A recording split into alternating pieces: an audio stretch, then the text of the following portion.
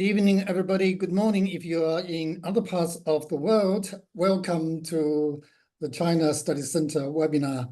It's a great honor to have Professor Barbara Mittler tonight, or in the morning, probably in Europe. Before we begin, let's begin with an acknowledgement of the country. The University of Sydney, where we are broadcasting, stands on the unceded land of the Gadigal people of the Eora Nation. I pay respect to their elders past, present, and emerging. Professor Barbara Mittler is chair of Chinese Studies at the Center for Asian and Transcultural Studies at Heidelberg University, which she helped co-found in 2019.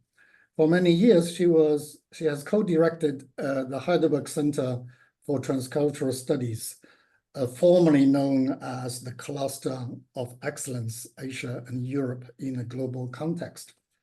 Her research focuses on the politics of cultural production in Greater China, covering a broad range of topics from music to visual and historical print media in China's long modernity. She has published very extensively on the topics that she works on. Among the book-length studies are Dangerous Tunes, the Politics of Chinese Music in Hong Kong, Taiwan, and the People's Republic of China since 1949.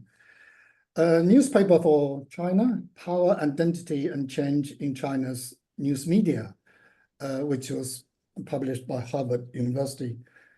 Another book-length study is A Continuous Revolution, which is very well known in the field, Making Sense of Cultural Revolution Culture.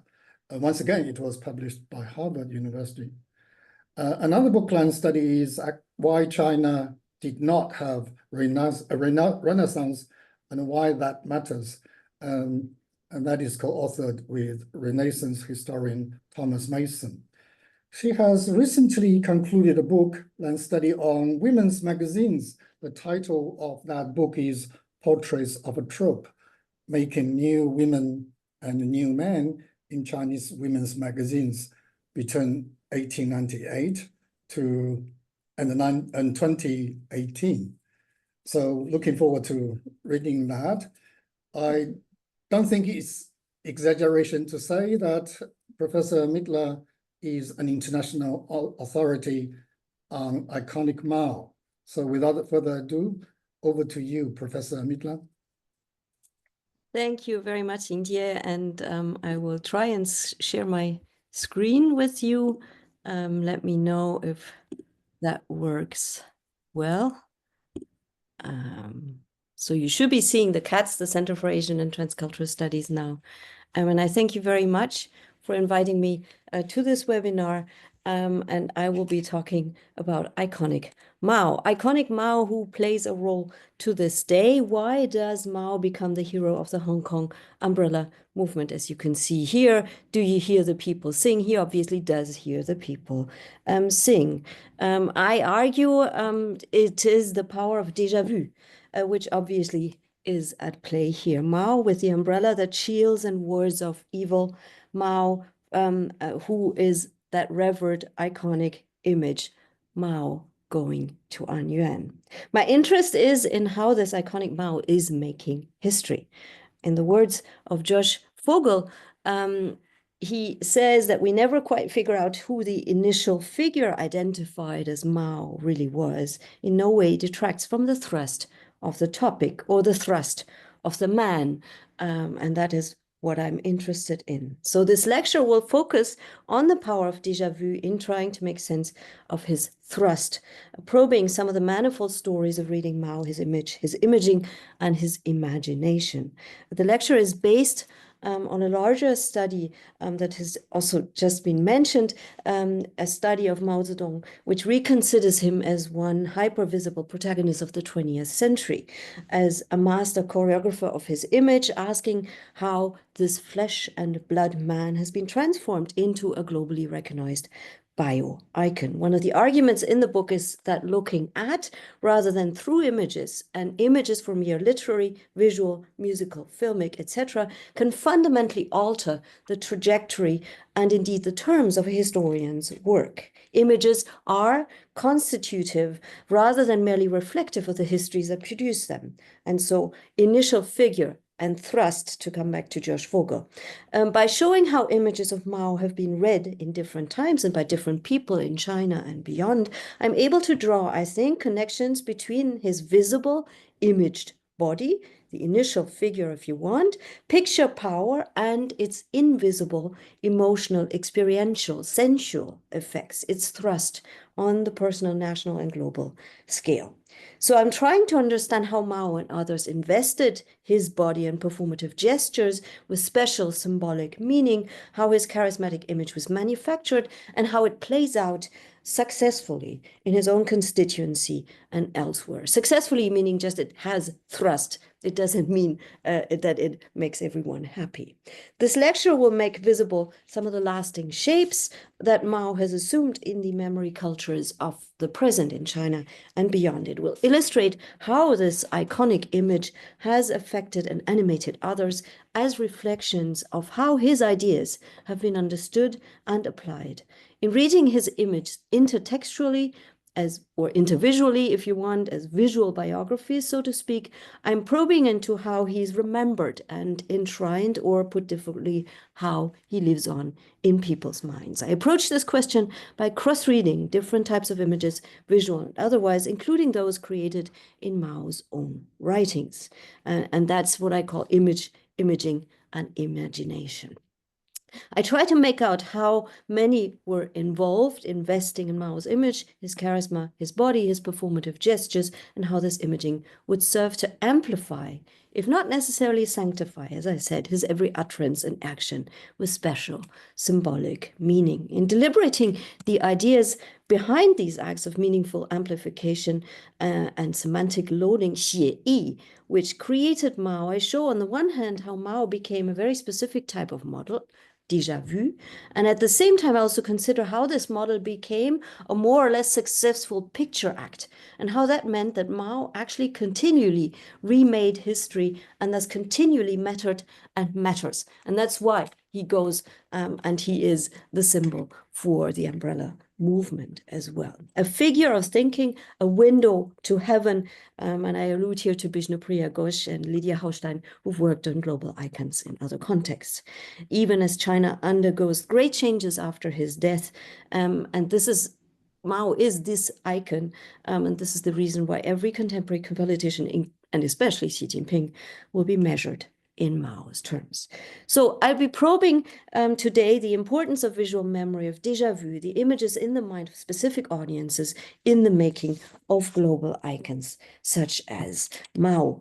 I will measure the iconographic weight of previous viewings or sightings in providing new energies to successive imaginings. I will argue that in making use of the power of the déjà vu, in covering images of iconic men such as Mao, each new image, by nature of this evocation, the haunting of a previous image, becomes the picture act, the powerful picture act, one that then has hold over a people's psyche, and one that thus enables the creation of alternative histories and or myth-making. And I think you can see that also on the global scale, and I'll just give you one example. I won't allude to the global scale a lot today with this work by Samuel Fosso from 2013 entitled Emperor of Africa.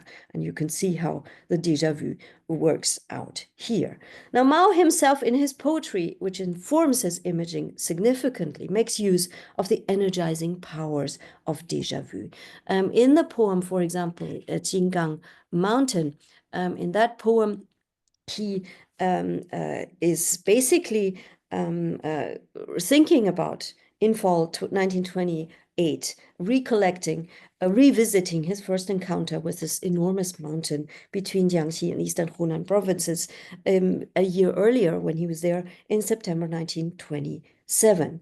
This is the moment when he'd led the Red Army there to establish, or what would become the Red Army, to establish a first revolutionary base. While nationalist troops, huge numbers, attacked his base repeatedly, the Red Army was eventually able to ambush the enemy and break the offensive by blocking all ways to the base except through the precipitous Huangyang Pass. And you can see that in the poem. His poem, written in hindsight, of course, vividly recalls the tensions, the fears, and then the eventual relief in that precarious situation. The foe encircles us, thousands strong, he remembers, and yet finally from Huangyang Pass roars the thunder of guns, and he can relax. Words comes, the enemy has fled into the night. Some 28 years after that event, in May of 1965, Mao returns and again ascends Jinggang Mountain. In the poem marking the occasion, the renewed déjà vu makes him sound quite a bit more confident.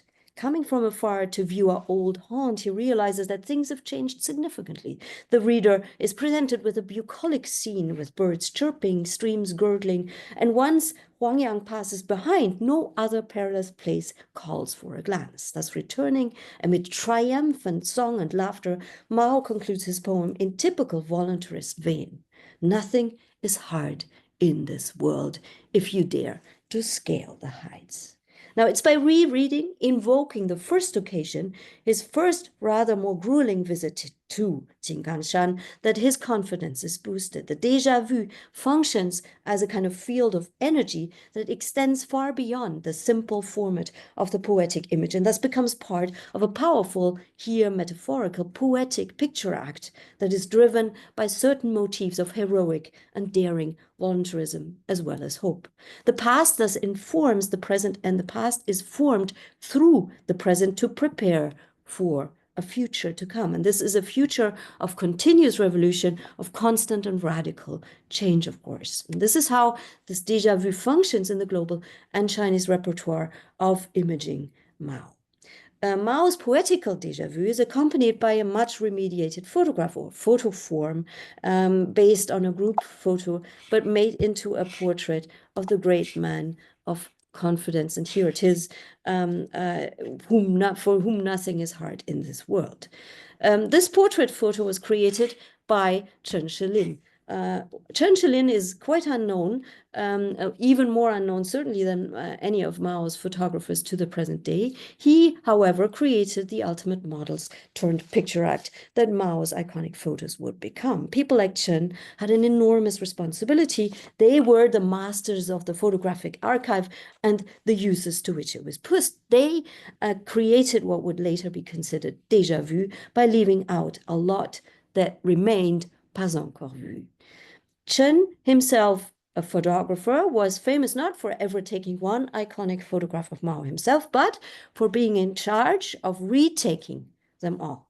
His contribution to the photographic record of Mao, which was studied carefully by Wu Hong first in zooming in, was made in a hidden dark room in the Great Hall of the Peace People adjacent to Tiananmen Square, where from 1949 onwards he'd been in charge of editing photographs of top leaders and especially Mao. And they all went through his hand, and he helps then creates these iconic images, the Mao models that would fill all sorts of public and private spaces in China and even abroad. And you can see this in the wonderful Silvermine collection of private photographs. He'd be worshipped by millions of people, while only few knew of the existence of Chen Shilin, who had created these images.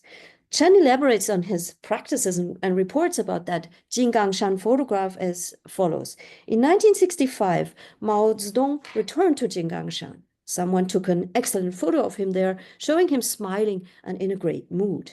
But next to him, there were a lot of people, and you could see that, right, looking around. The whole image felt discordant. If one simply cut all these people out, the picture would lose the atmosphere of the place. To solve this problem, I combined 3 negatives into a new composition and enlarged it. I erased the extra people in the original photo, replacing them with a landscape of the place. At the same time, I emphasized Mao's smile. And you can see on the left the result. And while it is difficult to show which image actually could have been the one that Chen began with, there are a couple where you don't really see the background in the way that it should have been there. While we cannot really make out the original, the suspicion is that the original is no longer extant. It may have been hidden or actually was destroyed in the process of manipulation, as was the case with, for example, the first standard portrait, which was also made from a group photograph. This says something about the question of the indexical quality, of course, of iconic photographs. Photographs furnish evidence, as Susan Sontag suggests, at least they're meant to do so. The picture may, she says, distort, but there is always a presumption that something exists or did exist, which is like what is in the picture. Now, while the iconic Jinggang Mountain Mao then does not furnish any evidence, except for the fact that Chen did feel obliged in every case that he was doing this to produce a final original negative of the authentic photograph that he produces, the presumption remains, if only as metaphor, the presumption that there is something real behind this. This also means that when further remediations are undertaken, as for example, when the image is used as here as a cover for Mao's poem, and the backdrop becomes a majestic mountain rather than simply a selection of pine trees, signifying the strength in view of duress. Of course, liberty in framing this image can and is taken within the bounds of what can resonate with the déjà vu and with a superhero daring to scale heights of any sorts. And you can see that how it comes into 中国妇女 and then also in Chinese textbooks and of course in propaganda posters. Now, asked whether retouching and other such corrections and changes violated reality, Chen's, so the index of quality, the truth, right? Chen's answer would be no. The basic image structure, the 印象结构 of a photograph would never be altered by him, he argued. And the embellishments that he added in his view only enhanced the image's truthfulness. The 真实性, right?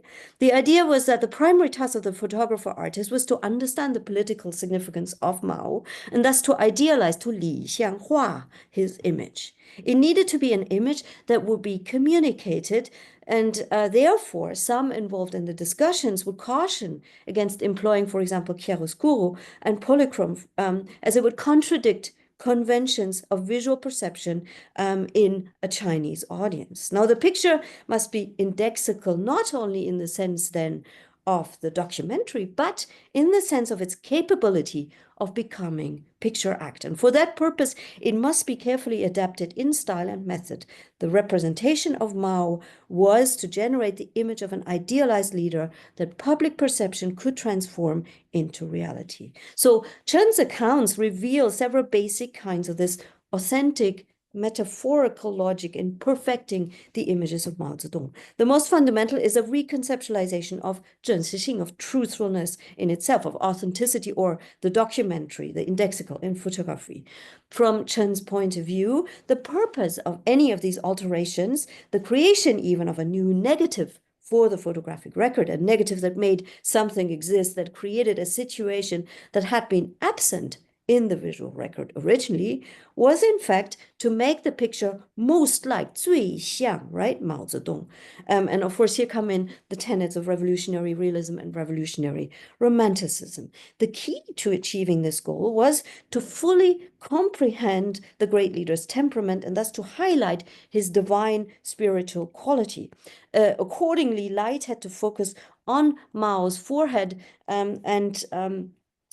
because Mao had what he calls a dragon bone, a lungo, on his forehead, and his wisdom wrinkles were very fine. And so, in addition, he also, took away, and you can see that in some of these photos on the right, for example, his wrinkles and his deep bags under his eyes. So this is, I would say, a practice of 写意, just like Chinese painterly practices, an act of still indexical, yet re-envisaging imaging. In Chen's thinking then, which was informed by such ideas, the existence of a physical negative was one way to guarantee the image's realness. Yet, in fact, the editing of the image made it even more real. This is interesting for if you contrast these images that are made by Chen Shelin and the images that, for example, American foreign correspondents such as Harrison Foreman make, you will see striking differences, for example, with regard to Mao's teeth and Mao's skin. The well-ironed Sun Yat-sen suit that Mao wears in that iconic photograph of him in pith helmet on his way from Yan'an to negotiate with Chiang Kai-shek in Chongqing in August of 1945 has very little to do with the crumpled suit that Mao had, in fact, been wearing, and that shows through some of the photographs in the American records. Similarly, the smoothness of Mao's skin, in spite of the fact that he was getting on in years, of course, something which is picked up elsewhere, as on caricatures that you find, for example, on Time. This, of course, was smoothed away. The photographic image of the icon was picture act. The déjà vu would be based on a lot of pas encore vu, as it was unimaginable that Mao should be yellow-teethed, badly ironed, or rough-skinned. But literally, too, Chen admitted in 2011 that indeed he'd never himself seen Mao, but the man from close up at all. So this, however, did not prevent him from turning an imperfect photograph into a most true-to-life portrait of Mao. Now, of course, Harbin-born artist Zhang Dali, in his project entitled Di'er Second History, reflects upon this type of work by presenting numerous sequences of different versions of political photographs as they are remediated in different publications. Even though many of the blatant changes, eliminating entire figures, for example, had fallen out of favor in Chinese photographs and their remediations have been well known, the artist Zhang Dali was quite surprised, actually, by the extent to which photographic retouching was not an all isolated incident. The rule it was, rather than the exception, he would have thought otherwise. Now, his artwork shows that altered histories are all around us. It illustrates that such distortions indicated an essential and internal mechanism of photographic production in China, and especially, of course, of Mao's photos. It also shows that indeed the photograph of iconic Mao was not at all about the initial figure, Josh Vogel identified as Mao, but indexically about his emotional thrust. So even while everyone probably knew that countless numbers of doctored photographs existed and were circulated worldwide, little information was available about how they were actually made deliberately, as accepting histories other than the one in the official as prescribed in the 1981 and 2021 resolutions. This was considered dangerous by the powers that be, of course, but this is what these artists are out to think about. And so I've talked a little bit about the figure that is being made, the iconic figure, and now I will talk more about its thrust. It's quite obviously imperative to present the altered images as authentic historical records, and thus to keep within the, if metaphorical, understanding of the documentary. Producing these photographs was all about giving people that necessary imaginary possession of the past that Susan Sontag speaks of, even if it was unreal. The fact that Zhang Dali was astonished at the extent of the manipulation at work also points to the fact that this make-believe had been successful. This was probably so because the manipulation process actually taking place was carefully concealed, even when it was considered correct and justified, and this was done to great effect. The work of Chen Shelin, therefore, took place in silence well until after Mao's death. The practices of manipulation or beautification that Zhang Dali's in-depth search into photographic practices for this work as second history brought into the open had been visible throughout, of course, the Maoist years, and thus inspired quite a few artists to think of Mao's beauty in critical terms after his death. These artworks deliberating the photographic icon quite ironically exaggerate the beautification of Mao's image, lifelike, but on a higher plane. What Susan Sontag describes as a danger of photography's power to beautify seems to be hinted at here. She writes that displaying the perfection of the world was too sentimental, too ahistorical, a notion of beauty to sustain photography, and continues, photographs create the beautiful and over generations of picture taking use it up. Certain glories of nature, for example, have been all but abandoned to the indefatigable attentions of amateur camera buffs. The image surfeited are likely to find sunsets corny. They now look, alas, too much like photographs. And so the question is whether Mao, who thus made into an indexical beauty by way of his photographed image, would also become a fallen beauty in a similar manner or not. Now, Shi Xining, in a painting of 2005 without title, asks, I would say, this question. He alludes to the optimization of Mao as absolute beauty by literally making him into the Mona Lisa of the world revolution, adding Mao's photographic likeness, the third standard portrait, done by Chen Shilin, to the backdrop of that famous beauty, and thus opening up a whole flurry of questions, beginning with the one whether man can come to stand for a woman, which in the case of divine Guanyin Mao that I talk about in another chapter, backed up by Mao's own plum image poetry, we have seen is possible. Anyway, there are many others who've done such things, who've thought about this before. Miao Qing, for example, in 1993 already has sort of offers us different options of thinking about Mao's beauty or otherwise in his 16 juxtaposed versions of the third standard portrait, arranging it each in a slightly different size, manner, direction over the canvas.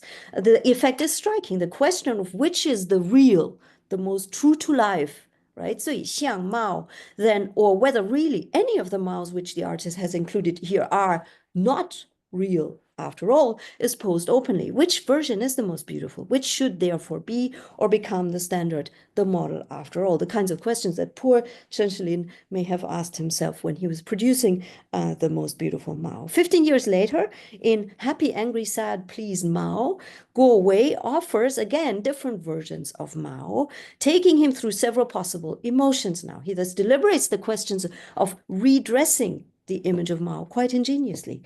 One could argue that what these artists are doing is reliving the deliberations that the likes of Chen Shilin must have taken when they were optimizing what will become Mao's iconic photographs. Now making such deliberations about the indexical quality of that authentic image of perfection visible to their audiences as well. Now, this is also the aim, of course, of Feng Mengbo, who begins in 2005 a series called History Built to Order. And what he does is he creates portraits of Chairman Mao on canvas in which Mao is depicted floating in iconic poses against computer-generated backgrounds, skies, deserts, mountain ranges.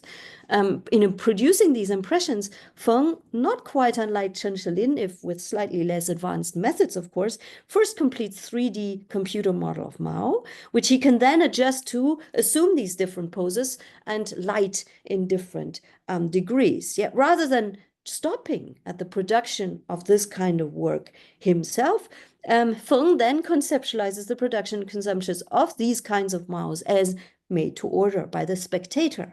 He deliberates. In the process, I quote him, through which an artwork progresses from the workshop to the art market, that is the chain of artist, gallery, museum, collector, there's one element that is always neglected, the audience.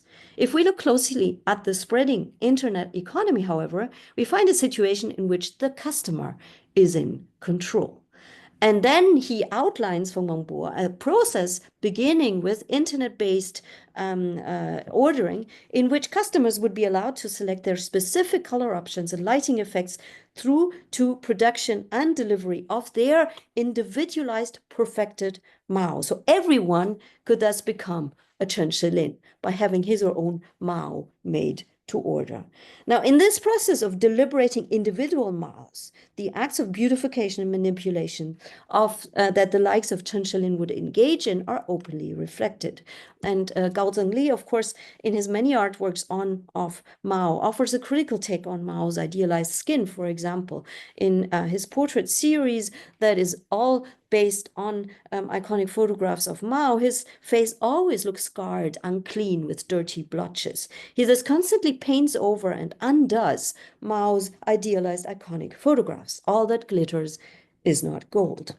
Gao Zhengli thus reconstructs fragments of memory, presents illusory imaginaries suspended in his mind. What at first sight may appear like a collection of portraits of the great helmsman are, in fact, but mere symbols of artistic expression. His art thus provides a specific standpoint, a perspective on history as it expresses specific values, experiences, sentiments, as well as contrasting feelings. And in doing so, Gao taps into the reservoir of emotions embedded in the history of modern China. He says, I like the environments of darkness and express myself in black and gray colors. Here a bit more. The gray scale between black and white is useful in reflecting memories of the past as I strive to discover sunshine amidst darkness. He comments here in an ingeniously ambiguous allusion to Mao as the morning sun that rises to save China, in a self-reflective message that therefore only appears to be contradictory to the critical spirit of his paintings at first sight.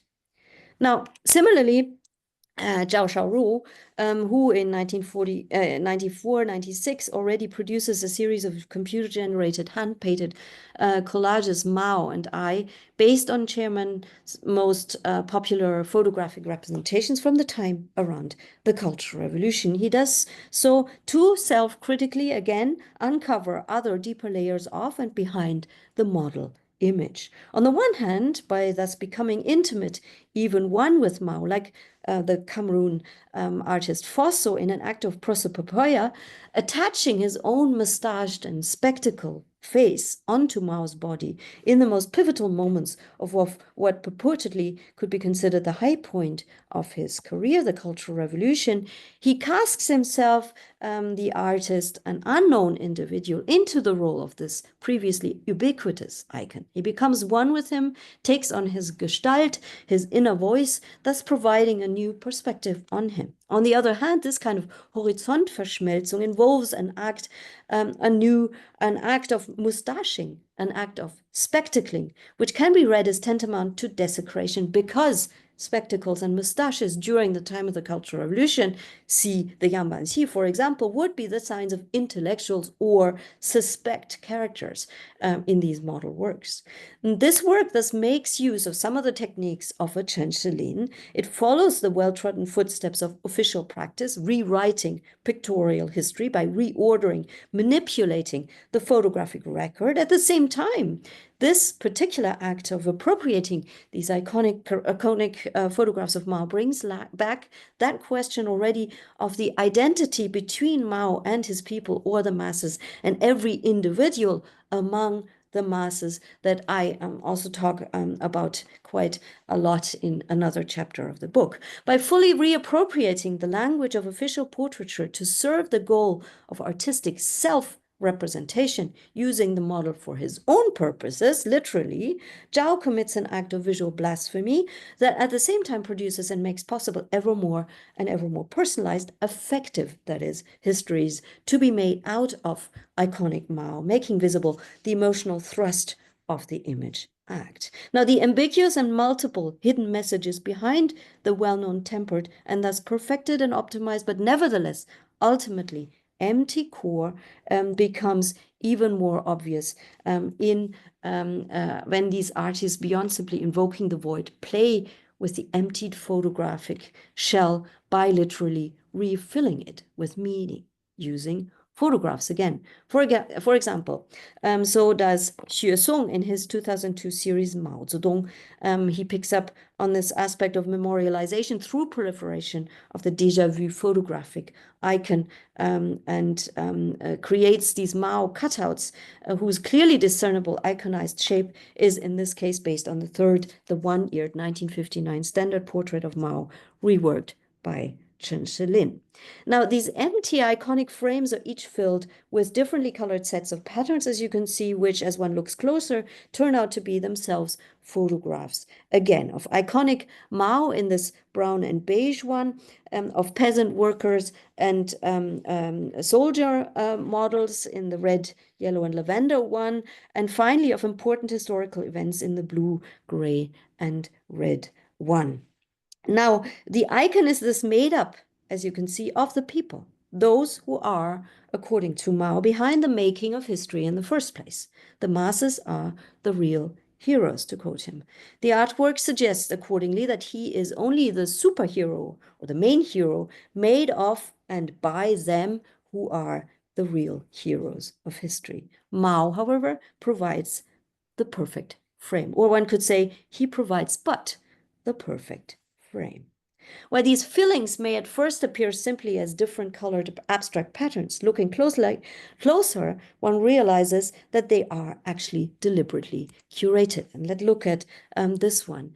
An iconic photograph of Chen Shilin is curated, and so is this kind of an image. The obvious manipulative act behind what seems to be aleatory or true to life method again draws the attention to the acts of beautifying and manipulating iconic images such as Mao's, which had been thus declared to produce but better authenticity, truthfulness, or zhenshixin.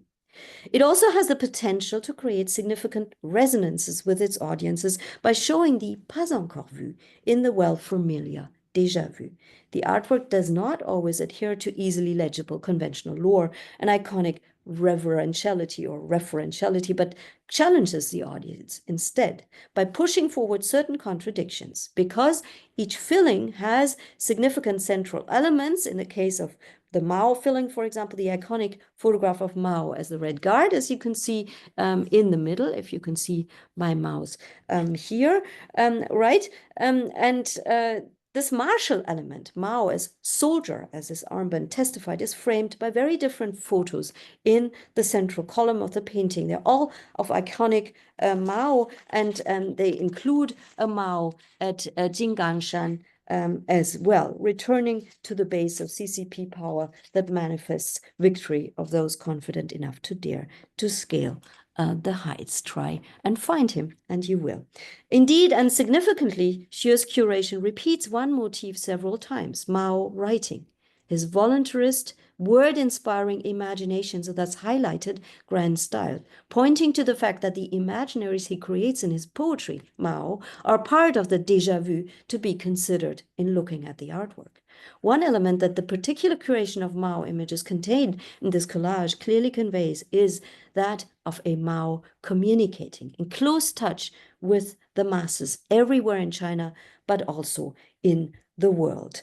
This is how he also is depicted in some of the other versions. But this question of Mao and the masses becomes even clearer in Shang-Chi's a painting called Blue Mao, which again only shows the outlines of the standard portrait of Mao. The outline is made up by masses of tiny black people forming the Mao-shaped gap.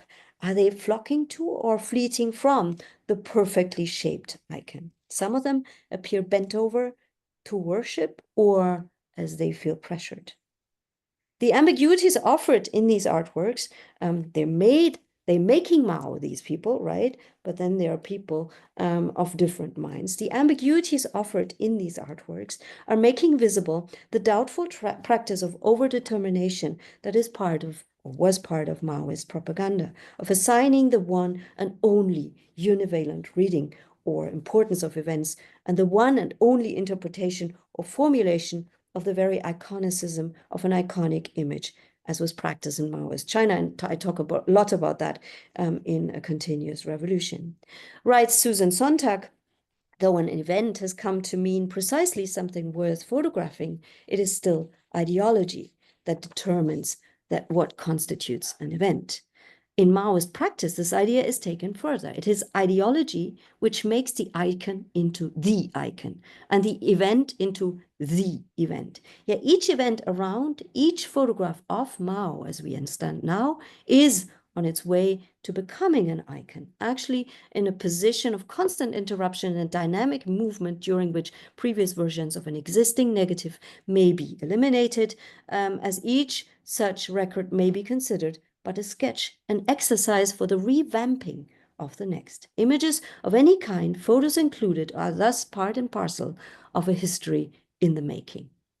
Now, if we're reconsidering Mao the model, then a model whose indexical quality is interrupted constantly as it is uncovered as predetermined history made to order, in this case of the Chinese Communist Party, these artworks and in the case that you're seeing actually by the people, these artworks and popular practices, as much as the quotidian curating that we have seen in some of the family photographs that I've shown, are engaging, and that I show many more of in the 100-page chapter that this talk is based on. They are engaging in a dynamic that leads back and forth between Mao as history made to order by the CCP and the possibility for second, third, fourth, and more histories made to order, but also involving other masters in charge of the rise and fall of all, as Mao would put it in one of his poems, the poem Changsha, everyone, even oneself. Uncovering many of the pas encore vus that are contained in and hidden behind the déjà vu of the iconic photographs at their base, these artworks are photoforms. They offer a critical position towards this past. It becomes, in the words of one artist, Liu Dahong, a resource you use to arm yourself, using the Mao image, the iconic image. By rethinking well-familiar images, the artists we're surveying here employ the power of déjà vu to write new kinds of history, to question what is at stake in accepted codes of historical representation, such as the 1981 or 2021 resolutions on party history. And perhaps paradoxically, these second, third, fourth, and more histories are opening up ever new methods of including Mao, not only in the present, but also in the future, in spite or because of what he stood for as the ideologically predetermined icon from the past. Now, what is it that motivates so many artworks and popular acts to pick up the indexical iconic photographs of Mao? Wu Hong interprets the growing and more general interest in documentary photography since the Cultural Revolution, the proliferation of the Lao Zhaopian, for example, in the journals and the websites, as a deliberate return to the real, prompted by a collective effort to preserve memories of those who had been wronged during the many rectification campaigns, the Great Leap Forward, the Cultural Revolution, the Democracy Wall movements, Tiananmen, and more. In this atmosphere, the quotidian interest in photography and its documentary qualities evolved into an art movement, resulting in a huge corpus of images that recorded, among other things, social injustice through and in modernization and economic development through and in the CCP. So indeed, following the coinage by Hal Foster, one could call that an archival impulse that drives also Zhang Dali in his second history. He's actually making historical information often lost or displaced physically present. He engages in something that one can call archive fever. He goes about in his work to make visible history as self-conscious fiction. Other Chinese artists too, as you can see, picking up on the iconic photographs of Mao, share this fascination with or abhorrence for the falsities that spring from specific types of archival logic. At the same time, and perhaps even more importantly, the Chinese figure of the artist as archivist uses the prototypical iconic photograph to plumb some of the psychic ruptures that have punctuated Chinese history. The artists considered here are parodying and thus problematizing the idea of historical unity or univalence, thus at the same time healing some of its consequences. Now, in this lecture, we've seen how the camera was much more than an eye of history to iconic Mao. A photograph was always already picture act, a representation as well as an interpretation and a mirror to action. The beautified model icon for which the photographical record had to be constantly adjusted, but whose truthfulness was not to be questioned, served as model to be emulated. And as such, it is reconsidered in more or less self-critical manner, both in the acts of quotidian or artistic curations that we have seen already during Mao's own time, and even more forcefully after his death. In both cases, the curator reacts to the iconic photograph of Mao, and the particular use of Mao's image in each of these works serves an important purpose. It makes transparent the interruption to the indexical documentary potential of photography that took place in making Mao. And I want to sort of liken this to what Christopher Pinney describes as the logic of the pharmacon, the recipe which is both cure and poison. The iconic photo is unveiled to be producing only seeming truth. It is not just what it is, but always already also a reflection what it could be, a meta or metaphoric discourse. This is so as the process instigated by the archival impulse entailed the unraveling of all kinds of pas encore vus about the icon that would now come into the open. Thus, working on the icon meant reviewing the past. What one was seeing was deconstructing the imaging process laid bare. The iconic photograph thus lost its documentary principle of uniqueness with which it had perhaps once been endowed. In the process, Mao as iconic photograph becomes a Denkfigur, with the help of which past, present, and future are being reconsidered and reconfigured.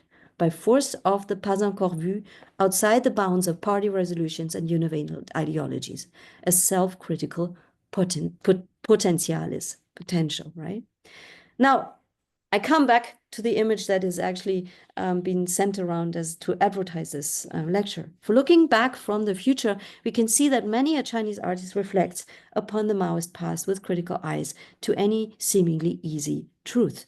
Li Tianyuan in Flying Dragon in Heaven, 飞龙在天, for example, uses a very well-known photograph showing Mao with young Red Guard idol Sung Bingbing, who just recently died, at the moment when she is binding the Red Guard armband for him, the moment that is prominently featured in one of his most iconic portraits from the Cultural Revolution, of course. The view onto his photorealist repainting of this photograph is disturbed, however, as you can see, because we have this kind of second painting in naive Chinese New Year painting style that is obstructing our view. The spectator is therefore looking at the pair, Mao and Binbin, as if from behind a gate ornamented with dragons. The bars of that gate, that is the strips of the second painting, are blocking off part of the albeit well-familiar scene. Of course, everybody knows this is déjà vu. This setup transforms, however, the déjà vu into a rather spectacular pas encore vu, I would argue. Together with a whole phalanx of Chinese puto children, from the painting pasted over the photorealist scene in strips, the spectators become voyeurs to a situation which in this new framing takes on a completely different look from before. The spectator's eye is directed not toward the act of binding the armband that you cannot actually see, it's barred. Instead, you see very well the two pairs of eyes, Mao's and Binbin's, fixating each other, and they become the focus of attention. Mao's intent gaze in this framing appears lascivious, as Binbin's does inviting, even though nothing has actually been changed in the photograph that is at its base. And indeed, the photograph captures that much-cited moment in which Mao allegedly suggests that Binbin should change her name from Binbin, refined and elegant, right, to Yawu, with military will, to better serve the revolution. A perfectly innocent conversation, you could say. Is the audience to find itself puzzled by its own dirty thoughts? Which is the truth that this painterly rendering of the photo and the photo at its base actually conveys? On the other hand, the title, and by the way, you know, this is reversing what's happening with Chen Shilin. He is not manipulating the photograph at all. He is actually giving you the actual photograph, but by adding that painting, he manipulates it, of course, in a certain way.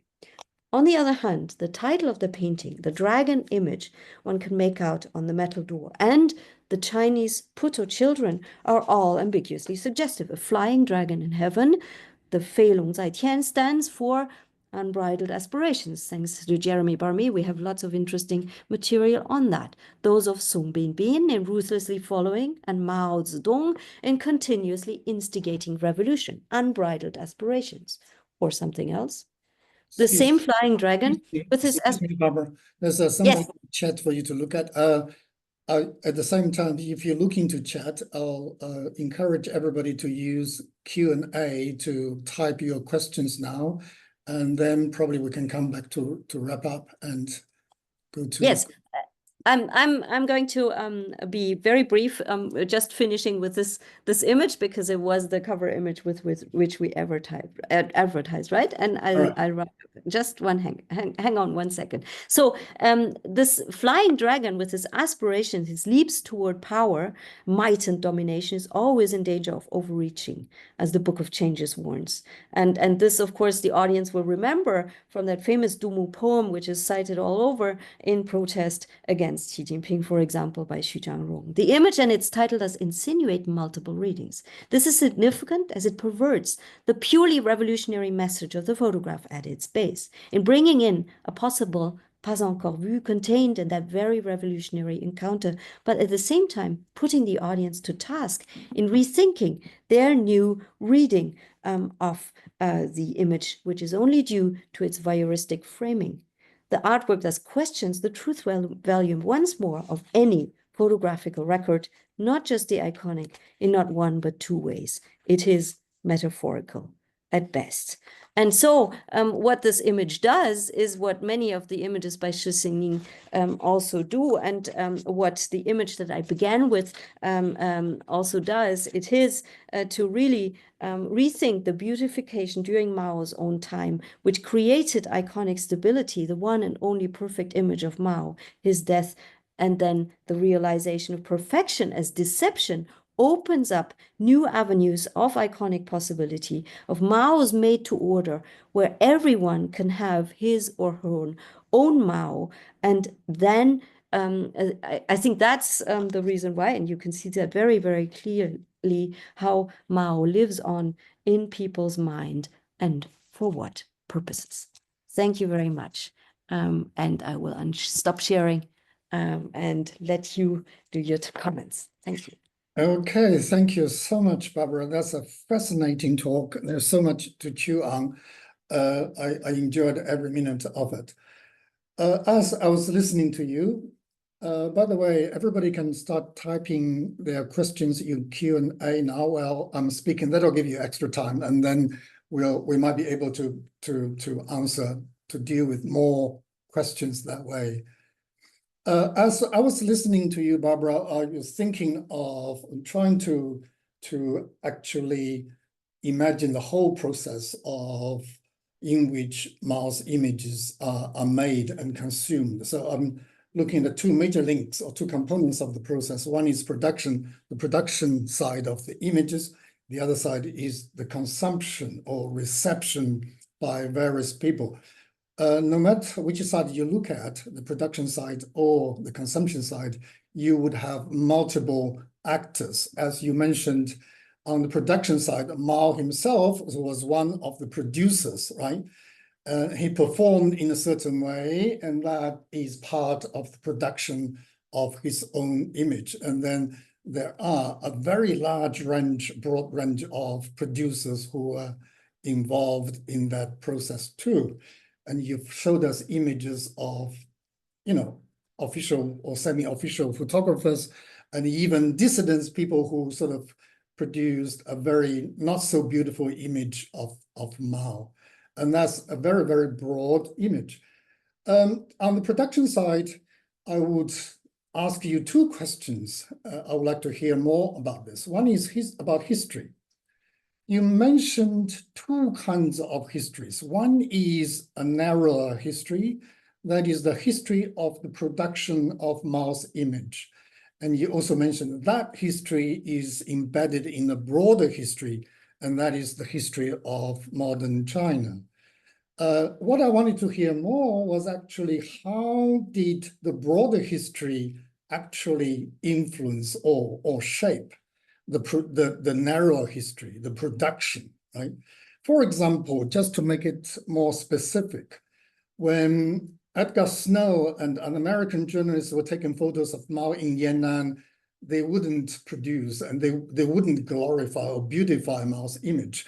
And even official CCP photographers probably wouldn't do that either, because a very flash photo or image would not have been appropriate or suitable to the Yan'an environment. It's almost like the Ukraine president, Zelensky, who is, has dressed down quite dramatically because the country is at war with Russia.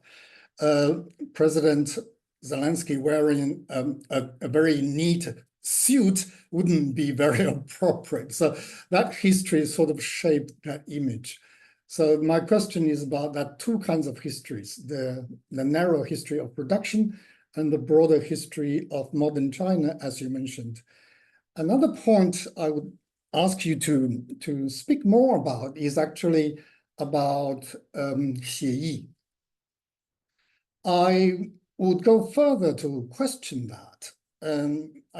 I'm not sure that's actually a dominant paradigm. I was surprised that you didn't use socialist realism and socialist romanticism, right? To me, that was a fundamental organizing principle or principle of artistic or cultural production. So a lot of the beautification and glorification of Mao's image that you mentioned would fall into the category of socialist romanticism. It is to romanticize is to beautify, to glorify. And that was a textbook kind of a paradigm or a method, organizing principle that Chinese artists, photographers, and whatnot were meant to use. So two questions on the production side. On the consumption or reception side, I wanted to hear more about what you mentioned, the invisible, emotional, experiential, and sensual effects on the personal, national, and global scale. The scale is clear to me in my mind. It's just that the emotional, experiential, and sensual effects was something I wanted to hear more about. Or rather, there is also a point of clarification. Is that on the part of some of the producers, or is that on the part of consumers or general people who actually interpreted or read Mao's image, as you said? So I'll stop there for you to make a comment before I go to Q&A. Thank you very much for these really pertinent questions. Let me go to sort of the history question first. In terms of how do they relate to the broader history? The snow photo, for example, that you just mentioned, has of course been manipulated. So you have the original photograph, and then you have the versions that are being used as the iconic image, and you will see that they are smoothed over. I have an entire, I don't know, 20 pages of that chapter actually speak about that snow image, because it's really important how it is being reworked and how it becomes a sort of photo frame for ever new. And it's not the original photograph. It is not the crumpled shirt, and it's really, as I said, it is beautified. And you can see that if you compare, for example, some of the snow photographs and the Bossart, especially Walter Bossart photographs of Mao, which Walter Bossart didn't become so famous, and so therefore, his photographs are not so well known, and therefore they have not been used to be manipulated. And there you can see how crumpled and how, tired, and how actually lean Mao is in Yan'an, and how he doesn't actually agree at all with many of the images that we think are actually historical images, which they are not. They are only historical images as images of the mind. and I distinguish between, you know, the sort of material image that may have been, and the image in the mind. And that's actually the difference. That's what I use 写意. 写意is taken from art history, where, you know, every painting, every Chinese painting in the void and those parts of the image where nothing or the painting where nothing is seen, ideas are behind. And so I'm using that metaphorically, right? I have 3 chapters in the book that 写实, that talk about the body. And then I have 2 chapters that 写意, that talk about the ideas behind the way in which that body is being depicted. And so that's how I use the 写意. Of course, everything has to be done, and I mentioned it only once, but it's the sort of the basso continuo behind everything is revolutionary realism and revolutionary romanticism. Those 红光亮, those are the tenets that basically give the orders to Chen Shilin of how to change the image in such a way that it is the perfect image. It needs to be on a higher plane. It cannot be the real thing. It needs to be 最香, right? It needs to be 提高 and put on that higher plane to appeal to the public, to be as perfect as it could be. Now, as for the experiential, sort of the effects on the psyche, and that is not just the Chinese psyche, but also the global psyche. I only today showed you very briefly the Fosso, which is a very interesting artwork where he is impersonating Mao in all these iconic photographs, rethinking that series is called Emperor of Africa, rethinking the power of China in Africa today and how that actually comes from a history that begins Chinese aid begins in the 1950s, right, to Africa. Chinese aid in Africa is the reason why China in the 1970s is then voted into the UN. And he sort of rethinks that whole history through these iconic, using these iconic photographs, but then putting himself blackfacing them, if you want, right? Putting his own blackface in there and making that a completely new story, then also a critical story of how Africa, through Chinese input, and especially, of course, the Silk Road, a new Silk Road initiative, and so on and so forth, becomes detrimental to African environmental or creates environmental problems in Africa that had never existed before, kills all the animals and so on and so forth. I mean, there's lots of problems that he also speaks to. So what I'm trying to say is the use of Mao images globally also has to do with particular ways of rethinking that Mao that has been present also in other parts of the world, not just in China, and that is related to, and Fosso gives a very interesting interview where he says that gives way to certain traumatic experiences also in other parts of the world. And so the rethinkings of Mao's image by Andy Warhol, by Erdo, by, you know, all of these people, by Richter, have a lot to do also with their 68 experiences, for example, not in China, but elsewhere. And so thinking this through is a consumer producer. So consumers of Mao images become, as artists, right, producers of new types of Mao images. And in the book, I also look at literature and poetry and see, you know, how there are actually many of these images are interlocking through these different forms. Hope I've answered all your questions.